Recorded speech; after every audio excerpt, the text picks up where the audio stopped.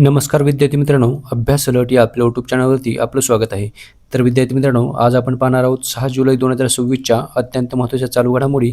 तर व्हिडिओ पहिल्यापासून शेवटपर्यंत पाहण्याचा प्रयत्न करा. अतिशय महत्त्वाचे आणि निवडक प्रश्न असणार आहेत, जे की तुम्हाला कोणत्याही स्पर्धा परीक्षेमध्ये डायरेक्ट विचारले जाऊ शकतात. तर बघा, आजचा प्रश्न क्रमांक 1 आहे. देशातील पहिले महिला शेतकऱ्यांना कायदेशीर मान्यता देणारे राज्य कोणते आहे? तर बघा, याचं उत्तर असणार आहे महाराष्ट्र. तर आपले महाराष्ट्र हे राज्य भारतामधील पहिले महिला शेतकऱ्यांना कायदेशीर मान्यता देणारे पहिले राज्य ठरलेले आहे, लक्षात ठेवा. तर चला बघूयात आपण. महाराष्ट्राचे मुख्यमंत्री आहेत बघा देवेंद्र फडणवीस. महाराष्ट्राचे राज्यपाल आहेत जिष्णुदेव वर्मा. महाराष्ट्र राज्याची स्थापना झाली होती 1 मे 1960. महाराष्ट्राची राजधानी आहे बघा मुंबई. तर ही अतिरिक्त माहिती लक्षात ठेवा. तर बघा, राज्याच्या विधानसभेमध्ये ऐतिहासिक महाराष्ट्र महिला शेतकरी सक्षमीकरण विधेयक 2026 एकमताने मंजूर केलेले आहे. आणि या विधेयकामुळे शेतजमीन स्वतःच्या नावावर नसली तरीही शेतात राबणाऱ्या महिलांना महिला शेतकरी म्हणून अधिकृत कायदेशीर ओळख मिळणार आहे. तर लक्षात ठेवा. तसेच बघा, या कायद्याअंतर्गत महिला शेतकऱ्यांना कायदेशीर प्रमाणपत्र दिले जाणार आहे आणि ज्याच्या आधारे त्यांना सरकारी कृषी योजना, पीक विमा, कृषी कर्जाचा थेट लाभ मिळणार आहे, लक्षात ठेवा. तर विद्यार्थी मित्रांनो, चला पुढचा प्रश्न आहे बघा, प्रश्न क्रमांक 2 बघूयात आपण. आणि महत्त्वाचा प्रश्न आहे. प्रश्न क्रमांक 2 आहे बघा, भारतीय लष्कराचे उपसेना प्रमुख कोण बनले आहेत? तर बघा, त्यांचं नाव आहे lieutenant general Sandeep Jain. Okay, option number A याचं उत्तर असणार आहे बघा. चला बघूयात आपण. बघा, लेफ्टनंट जनरल संदीप जैन हे भारतीय लष्कराचे म्हणजेच इंडियन आर्मीचे नवीन उपसेना प्रमुख म्हणजेच vice chief of the army staff हे बनलेले आहेत, लक्षात ठेवा. चला पुढचा प्रश्न आहे बघा, प्रश्न क्रमांक 3 आहे बघा. बांगलादेशने मोंगला बंदराच्या विकासाची जबाबदारी कोणत्या देशाला दिली आहे? याचं उत्तर आहे बघा ऑप्शन नंबर सी म्हणजेच चीन. तर चीन या देशाला नुकतीच बांगलादेश या देशाने मोंगला बंदराच्या विकासाची जबाबदारी दिलेली आहे. तर बघा, मोंगला हे जे बंदर आहे ते बांगलादेशमधील एक बंदर आहे आणि त्याची जबाबदारी आता चीन या देशाला विकास करण्यासाठी दिलेली आहे. त्या बंदराच्या विकासाची जी जबाबदारी आहे ती बांगलादेश भारताला देणार होता. ऐनवेळी बांगलादेशने या पोर्टची जबाबदारी म्हणजेच या बंदराची जबाबदारी चीन या देशाला दिली आहे, लक्षात ठेवा. तर बघा, बांगलादेशने मोंगला बंदराच्या आधुनिकीकरणाची आणि बंदराजवळील आर्थिक क्षेत्राच्या म्हणजेच इकॉनॉमिक झोनच्या विकासाची जबाबदारी जी आहे ती चीन या देशाला दिलेली आहे. आणि जून 2026मध्ये बांगलादेशचे पंतप्रधान तारिक रहमान यांच्या चीन दौऱ्यादरम्यान या महत्त्वपूर्ण कराराला अंतिम रूप देण्यात आलेले आहे.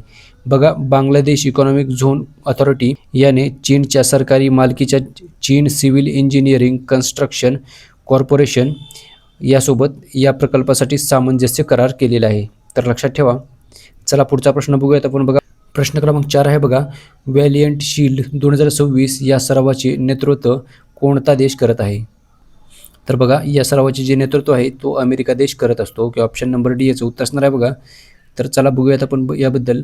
बघा, अमेरिकेची राजधानी आहे वॉशिंग्टन DC. अमेरिकेचे राष्ट्राध्यक्ष आहेत डोनाल्ड ट्रम्प. अमेरिकेची करन्सी आहे बघा अमेरिकन डॉलर. बघा, हा जो सराव आहे तो प्रामुख्याने अमेरिकेद्वारे आयोजित केला जातो आणि ज्यामध्ये जपान हा यावेळचा प्रमुख सहकारी देश बनलेला आहे.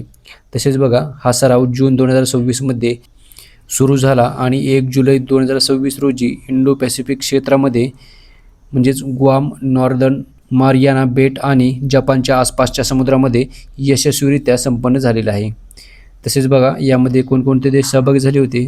तर बघा, अमेरिके या देशाच्या नेतृत्वाखाली झालेल्या या बहुराष्ट्रीय सरावामध्ये जपान, कॅनडा, ऑस्ट्रेलिया आणि न्यूझीलंड या देशांच्या सशस्त्र दलांनी सहभाग घेतलेला होता, लक्षात ठेवा. चला पुढचा प्रश्न बघूयात आपण. प्रश्न क्रमांक 5 आहे बघा, जागतिक प्लास्टिक पिशवी मुक्त दिवस दरवर्षी केव्हा साजरा केला जातो? तर बघा, महत्त्वाचा प्रश्न आहे. याचं उत्तर आहे बघा 3 जून. दरवर्षी आपण जागतिक प्लास्टिक पिशवी मुक्त दिवस हा 3 जून रोजी साजरा करतो. तर चला बघूयात आपण.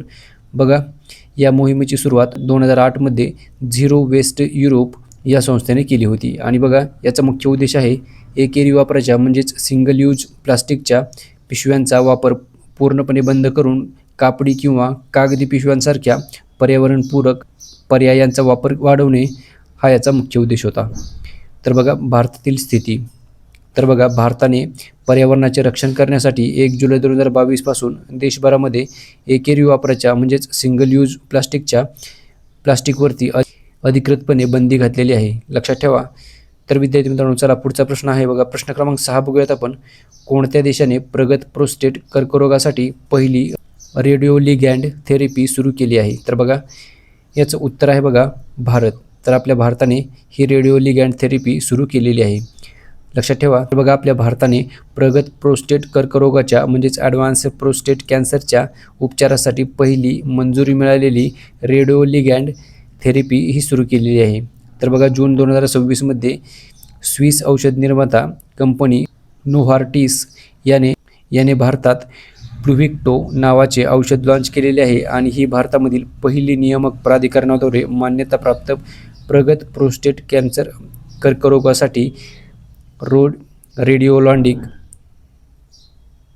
रेडिओलिगॅन्ड थेरपी ठरलेली आहे, लक्षात ठेवा. तर चला पुढचा प्रश्न आहे बघा. प्रश्न क्रमांक 7 बघूयात आपण. कॅनडा या देशात आंतरराष्ट्रीय पेमेंट परवाना मिळवणारी पहिली भारतीय क्रॉस बॉर्डर पेमेंट कंपनी कोणती बनली आहे? तर बघा महत्त्वाचा प्रश्न आहे. याचं उत्तर आहे बघा स्कायडो. बघा स्कायडो हे याचं उत्तर आहे. तर चला बघूयात आपण विद्यार्थी मित्रांनो पुढचा प्रश्न. प्रश्न क्रमांक 8 आहे बघा. भारत सरकारने केंद्रीय अर्थसंकल्प 2026-27 अंतर्गत किती बुलेट ट्रेन म्हणजेच हाय स्पीड रेल्वे कॉरिडॉरची घोषणा केलेली आहे? तर बघा 7. ओके, ऑप्शन नंबर सी याचं उत्तर असणार आहे.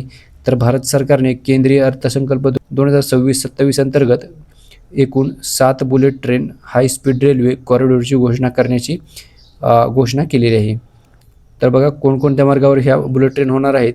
तर बघा मुंबई ते पुणे हा जो प्रवास आहे तो अवघा 45 मिनिटाचा होणार आहे.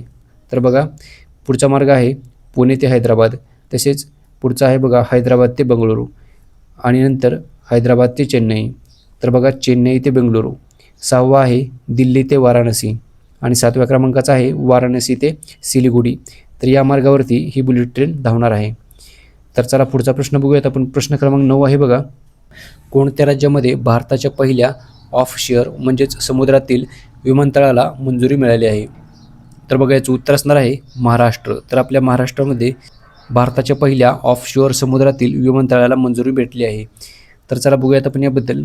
तर बघा महाराष्ट्राची राजधानी आहे मुंबई, महाराष्ट्राची उपराजधानी आहे बघा नागपूर, महाराष्ट्राचे मुख्यमंत्री आहेत देवेंद्र फडणवीस, महाराष्ट्राचे उपमुख्यमंत्री आहेत सुनेत्रा पवार आणि एकनाथ शिंदे, महाराष्ट्राचे राज्यपाल आहेत बघा जिष्णू देव वर्मा. तर ही अतिरिक्त माहिती लक्षात ठेवा. तसेच बघा महाराष्ट्र या राज्यामध्ये भारताच्या पहिल्या ऑफशोअर म्हणजेच समुद्रातील विमानतळाला मंजुरी मिळाली आहे.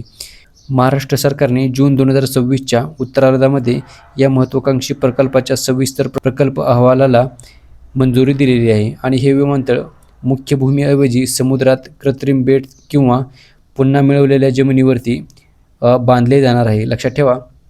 तर चला बघूयात आपण पुढचा प्रश्न. प्रश्न क्रमांक 10 आहे बघा. मिझोराम राज्याच्या राज्यपालांकडून कोणत्या बटालियनला गव्हर्नर्स युनिट सिटेशन प्रदान करण्यात आले आहेत?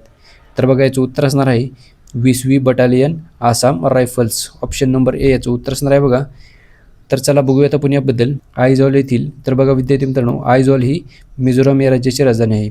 तर आयजॉल येथील लोकभवनामधील दरबार हॉलमध्ये पार पडलेल्या एका विशेष समारंभामध्ये मिझोरामचे राज्यपाल जनरल डॉक्टर विजय कुमार सिंग यांनी हा बहुमान बटालियन प्रदान केलेला आहे. तर बघा 20व्या बटालियनने मिझोराममधील त्यांच्या तैनातीदरम्यान बजावलेली उत्कृष्ट कामगिरी, शौर्य आणि अतुलनीय सेवेचा गौरव म्हणून हा पुरस्कार देण्यात आलेला आहे, लक्षात ठेवा.